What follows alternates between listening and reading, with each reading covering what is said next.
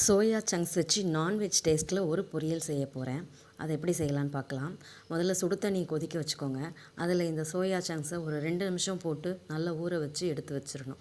அந்த தண்ணியில் ஆறின உடனே அதை நல்லா தண்ணியை ஒட்ட வடிகட்டி புழிஞ்சு வச்சுக்கோங்க.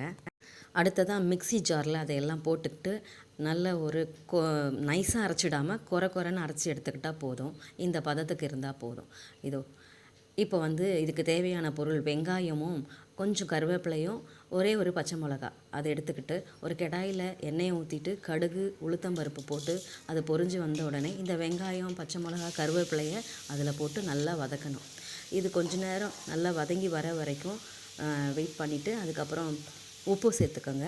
மஞ்சத்தூளும் கொஞ்சம் சேர்த்துக்கணும், தேவையான அளவு சேர்த்துக்கிட்டு இதையும் நல்லா வதக்கிக்கோங்க. நல்லா வதங்கின உடனே கொஞ்சமாக இஞ்சி பூண்டு பேஸ்ட்டு அதில் சேர்த்துக்கணும். இதுவும் நல்லா கொஞ்சம் நேரம் வதங்கி வரட்டும். பச்சை வாசனை போன உடனே நம்ம இந்த அரைச்சி வச்சுருந்த இந்த மீல் மேக்கரை எடுத்து நல்லா போட்டு வதக்கிக்கோங்க. கொஞ்சம் நேரம் அந்த லைட்டாக கொஞ்சம் தண்ணி இருக்கும், அதெல்லாம் சுண்டுற வரைக்கும் வதக்கிட்டே இருக்கணும். நல்லா வதங்கி முடித்த உடனே 1 ஸ்பூன் மிளகாத்தூள் சேர்த்துக்கிட்டா போதும். இந்த மிளகாத்தூள் பச்சை வாடை போகிற வரைக்கும் கொஞ்சம் பரட்டிக்கிட்டே இருங்க. அப்புறம் கொஞ்ச நேரம் தட்டு போட்டு ஒரு 5 நிமிஷம் மூடி வேக வச்சா போதும். ரொம்ப நேரம் வேக விட வேண்டாம், அடி பிடிச்சிக்கும்.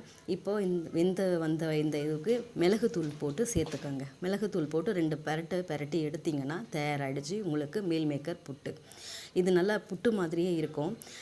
இப்போ இது கூட தேவையான எலுமிச்சம்பழம் கொஞ்சம் சேர்த்துக்கோங்க. புழிஞ்சு விட்டிங்கன்னா ரொம்ப டேஸ்ட் இன்னும் கூடுதலாக இருக்கும்.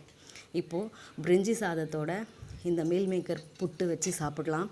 நல்லா மீன் புட்டு மாதிரி வரும். வஞ்சர மீன் புட்டு செஞ்சால் எப்படி டேஸ்ட் கொடுக்குமோ அதே மாதிரி இருக்கும்.